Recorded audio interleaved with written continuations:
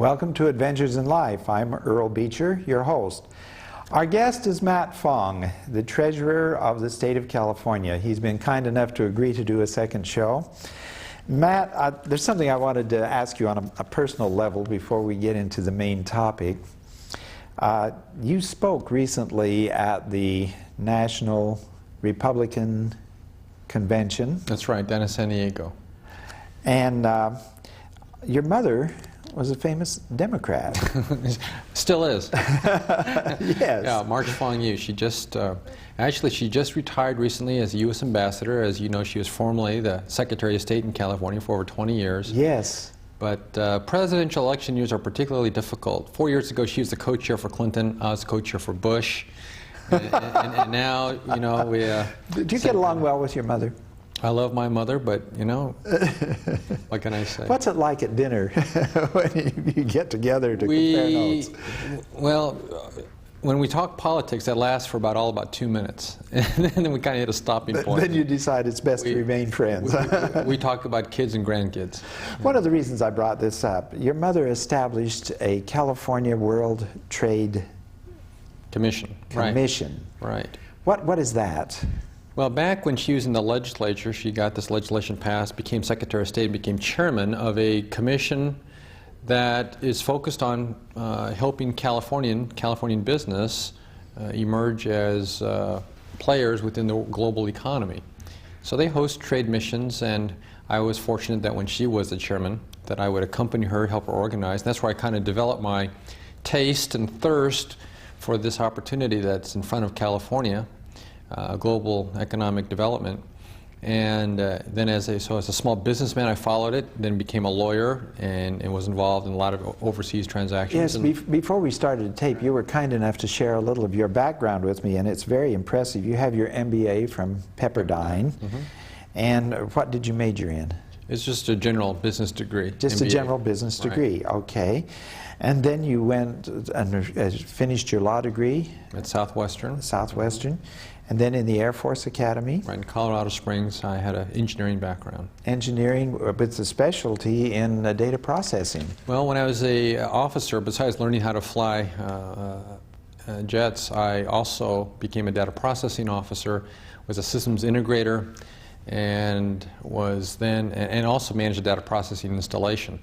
That technical background actually has now enhanced my ability as a lawyer, because we represented a lot of high-tech clients that were doing business in Asia. I wrote a lot of the licensing and transactional agreements.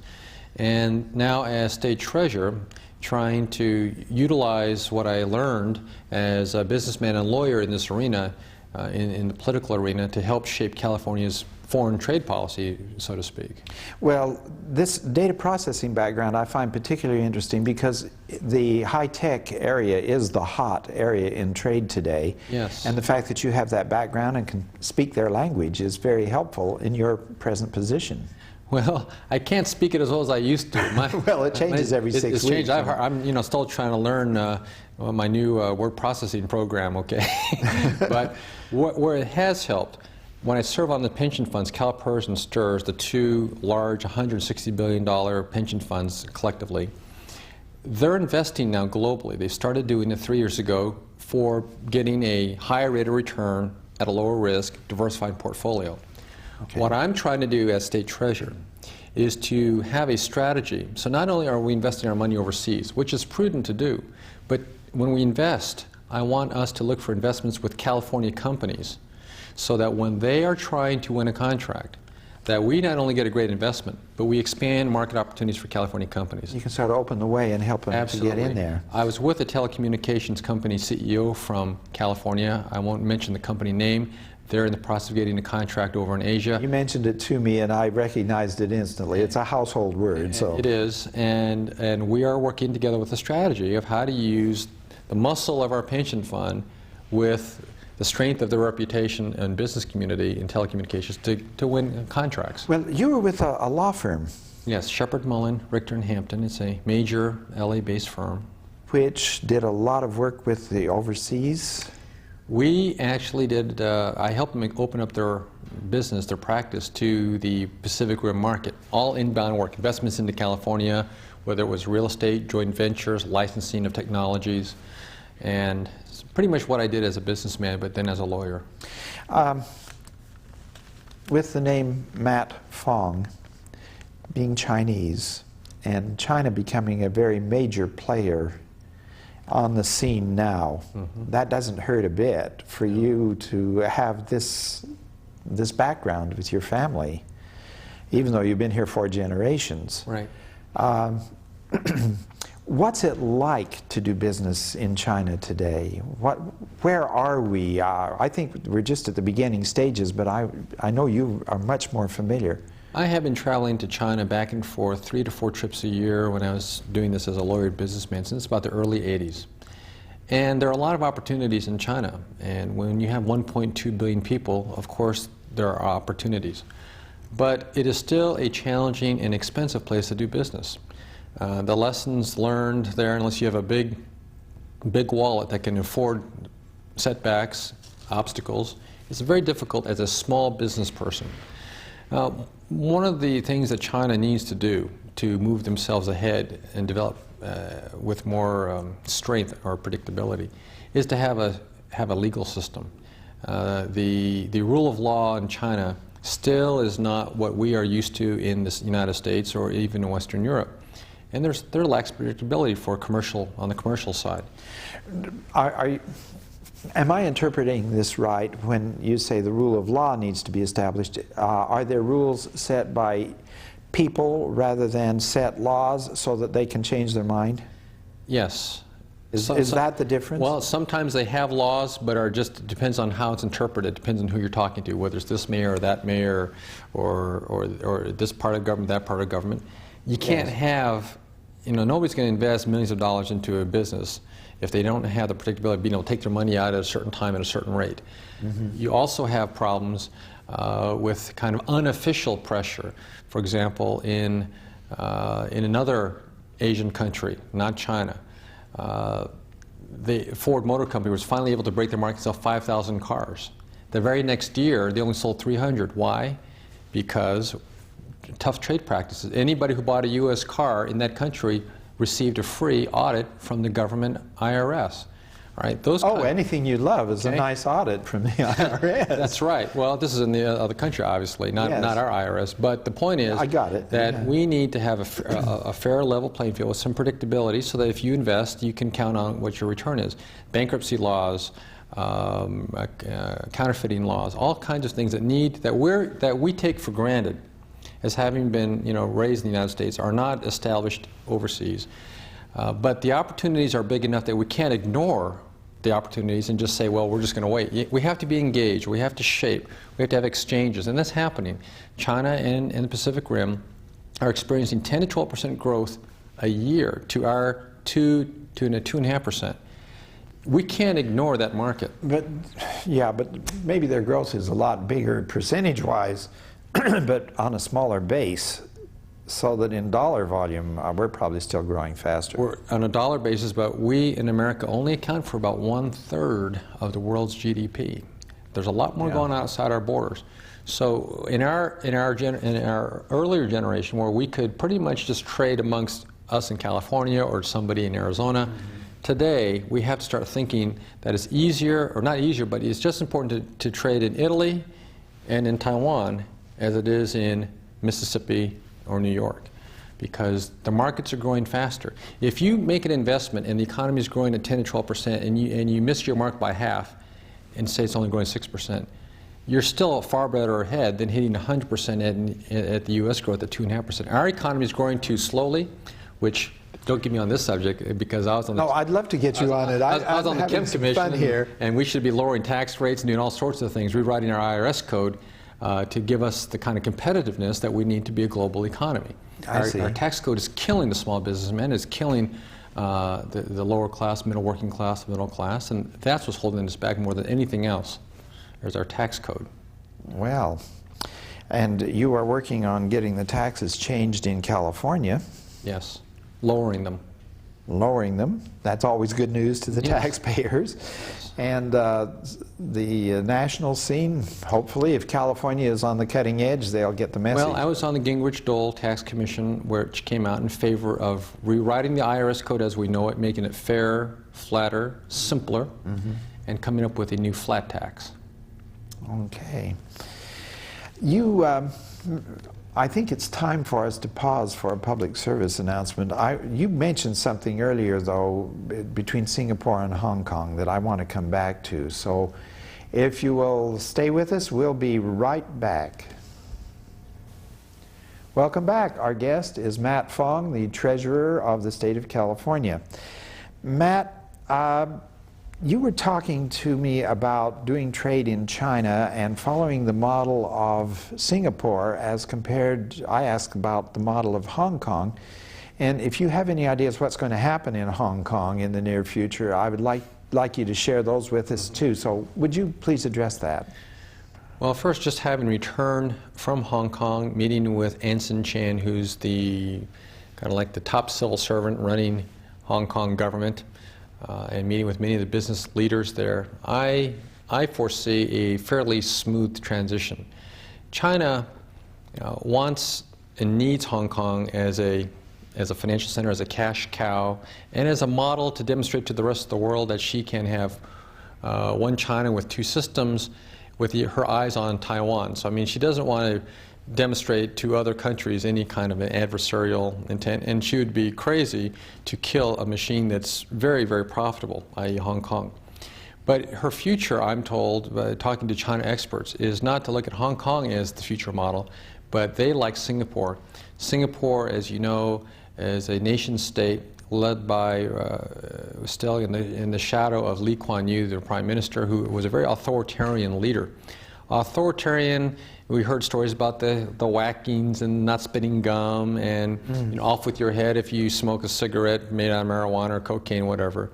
But the authoritarian in human rights area, but very libertarian, very open in the free market economy. China likes that model. They don't see as being, they don't see as there ever being a democracy like the United States. But they don't see them seeming to be like a Russia that was totally socialist either. They see something in the middle. I think their model is going to be, again, like Singapore. So, in a way, I got the impression that they've got the problem of wanting to move ahead, and they're moving into high technology and everything, and yet they've got a population that needs education, needs to be brought up to speed. Yes. So they're really at two tiers, aren't they? No, they're at three tiers. If you read Toffler, Alvin Toffler, third wave, they talk about first wave is agrarian, second wave is manufacturing industrial, third wave is knowledge base. China is actually in all three waves. All three at the same time. But they're going to be able to leapfrog us. In 20 years' time, you know, they're not talking about, they don't have to go through setting up a phone system, putting up the wires and the poles. They're going to leapfrog immediately to cellular, handheld.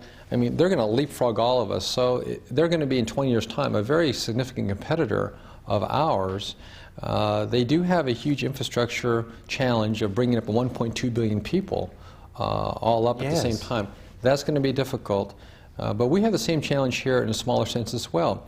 We have in California, we have those in the high-tech business, but we have people in our inner cities that don't even know how to use a computer. We've got to get down into our own inner cities, into our own communities, knowledge skills from the ground floor up. We have some real problems in the schools with the dropout rate and things like this that we need to address and to make it more exciting, more interesting for the kids so that they want to stay in school. Yes. And mentoring programs, which are being very effectively used in other parts of this country that I heard Colin Powell's wife, Mrs. Powell, speak of in Washington, D.C., where they worked with 200 young girls from junior high school all the way through college, minimize the dropout rate, minimize pregnancy rate. We have a lot of things to do that don't take money. It takes adult time, caring, and some real focus of attention. How do we get people to donate this time and caring and to get involved? You know, I'm very excited. I see more and more Americans. America is and has always had a tradition of volunteerism. Usually it's only in times of crisis, when there's been a flood or an earthquake, you see people opening up their arms. That's true. But I think people are recognizing now our youth are at risk, and you're seeing more and more people You see companies adopting schools. You see neighborhoods adopting schools. I see a national movement towards this direction. I'd like to accelerate it, but the trend's there. I think the movement back to family values is important. Yeah, embracing the family, yes. Excuse me. What's happening with Hong Kong? Well, Hong Kong, as we know, 1997 in July is going to revert ownership back to China. I have seen, heard stories about how the people who are there are trying their best to get out and get their possessions out as fast as they can. At the same time, I see American money pouring into Hong Kong saying, hey, this is a wonderful opportunity. Is everybody right? You know, it looks to me like diametrically opposed somehow. Well, it's one thing to invest your money with the U.S. flag protecting you. It's another thing to have your rear end stuck there and know that, you know, 40 years ago something bad happened to your folks. Yes. So you're talking about two different things. Investments, fine. I think most people who have, if they had the ability to get out of Hong Kong and they were fearful, they're already out. And a lot of that money, some of that money has come to California, it's gone to Canada, it's gone to, you know, it's gone all around the world. Yes. We've been the beneficiaries of that. Yes. But there's also resurgent optimism that Hong Kong is still necessary to China for its infrastructure, its knowledge base of finance, of how to put deals together. And it's kind of the gateway still for China, where a lot of our investments of high-tech, whatever it is, comes through the front door. So in the long run, I think Hong Kong's influence may be starting, in the long run, minimized. They might be shifting their financial center in China to Shanghai, for example. Shanghai is a wonderful port as well. But right now, Hong Kong is very important to China. And will continue to be so. It'll continue to be so to the extent that that there's any kind of changes. It might be maybe some of the freedoms that are taken right now in the press. I don't think that the Chinese are used to being criticized in the press. No, no. But they have guarantees for their judicial system. They have independence of their tax structure. So a lot of what's taken for granted in Hong Kong, a lot of those things will still be in place for the next couple of decades. So there's some certainty there to still do business for at least a couple more cycles. It isn't something to be that leery of. No. We've talked primarily about China, but the other nations around the Pacific Rim are opening up very rapidly. One of the things that impressed me, I had a couple of students in my class from Indonesia. Yes. And they said to me, how big do you think Indonesia is? I said, what do you mean, population? They said, yes. I said, oh, 6 million. Yeah. They said, not very good. Third largest in the world. Yeah, India is second. 230 million. Yeah, more than America. But yeah, I have visited, amazing. Also at my own expense, not a government expense, but I've traveled on my own expense to meet with the finance ministers and chairmen of stock exchanges and heads of state in most of these Pacific Rim countries, from Korea down to Malaysia, over to I'd love to hear about each one of them. And to focus on my agenda of bringing investments back to California, using California as a financial center. And as we make investments, as countries make investments into these companies in these countries, they'll need to go public. They need exit strategies. The exit strategy is going to be the Pacific Stock Exchange, our Asia board in California, so that when they look for capital, I want them to come. I don't want them to fly over California. I want them to come right to California. And when they bring their investment dollars here, it's going to mean more jobs, more investment in California. How can we make this California Stock Exchange become that center that you're thinking of? What needs to be happening? I have been working in the past 6 months with Bob Griever, the chairman of the Pacific Stock Exchange. I'm working closely with Dave Coulter, the chairman of Bank of America, and working with financial professionals all throughout San Francisco, talking about how to synergize this. My idea is that you can't do this one at a time, a company at a time, this country, that country. We should take the top 25 listed companies in every country who fit our scrutiny, our screen, put them through due diligence, but automatically list them on our board. Just create critical mass just like that. So tomorrow we have an Asia board just like that. Our market makers could make some money. People would look at California with a whole different view. Well, the port of Long Beach dominates. I think it's the biggest port. It's the containerization leader. Mm-hmm. And when you say California becoming a leader, we're thinking about a stock exchange. The Pacific has 2 branches, San Francisco, Los Angeles.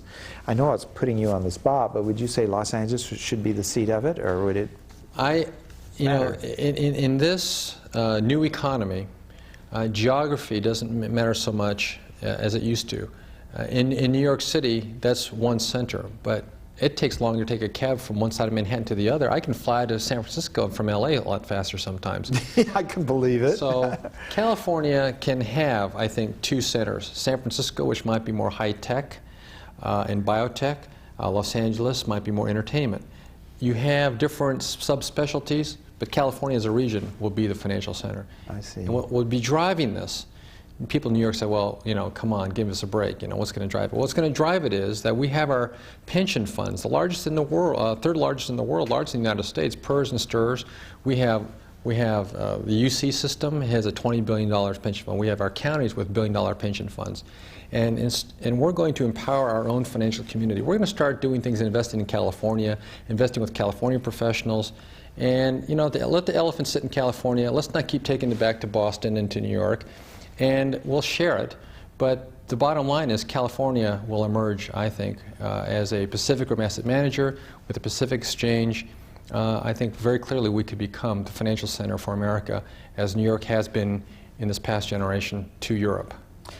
Stay with us. We're going to pause for another announcement. We'll be right back with Matt Fong, Treasurer of the State of California. Welcome back. Our guest is Matt Fong, Treasurer of the State of California. Matt, in March of 1983, the balance of trade going from the United States and into the United States on the West Coast became larger than the balance on the East Coast. The trade with the Pacific now is greater than with the Atlantic and has been for this 13 years plus, 13 and a half years. And the margin of the difference is getting larger. Yes. And so what is it now? We see this happening, and we are developing the, I think with your leadership, or your insight anyway, the financial centers to go along with the trade that's occurring. Companies are investing in California more, aren't they? They are. I sometimes laughingly say that the Asians have bought Artesia Boulevard. They bought half of Los Angeles, it looks like. It looks like the trade is happening very rapidly. I tell whether it's the Germans or the English or the French, the Italians, or those countries in Asia, that if they want a piece of the future, they should come, if they're coming to America, they should come to California. We set the trends. We're known as a trendsetter. Yes. Our economy, our future economies, they're not the smokestack industries that are dying. They're the things that are growing. They're new. They're entrepreneurial. From our high-tech and biotech and multimedia. If they want to have a glimpse of in peace of that culture, they have to set up shop in California. That's why Mercedes-Benz, they do a lot of their designing for their cars in California. That's why the fashion designers around the world have designers in California. Entertainment sets the stage. We have a tremendous asset in California. We are going to lead America, I think, into the 21st century. And California has a tremendous asset base. But we have to keep investing in California to keep this growing. So we need to look at ourselves and say, hey, what are we doing? Let's do it right. That's right. And let's keep doing it. Remove the barriers, lower taxes, invest in education, make it easy to do business, let people do what they do best, and I think California will be able to solve its problems. My viewers are going to say, Earl, you're back on the same old theme, because I keep bringing this up. We have such a wonderful, rich, multicultural heritage in California that we have the contacts with all of the other nations, and we should be utilizing those to our greatest advantage and their greatest advantage so that we work together. Absolutely. I certainly believe that the next greatest experiment, we've already proven America's great dream that democracy works in a free enterprise system. But what we haven't yet proved yet, and we're in the process, this is still an experiment, is that we have all these kind of cultures and different ethnic diversities can come in one place, whether it's Los Angeles or California. We're learning to live together. And we're learning to live. This is the next great experiment. And I think, though, that if we focus on giving every human being in our state the opportunity to grow, have an education, have opportunity, have a stake, California will be the model for the world to follow. On that happy note, thank you very much for being with us today, and thank you for joining us for Adventures in Life. Matt, it's been a real pleasure to have you here. Thank you. Enjoyed it.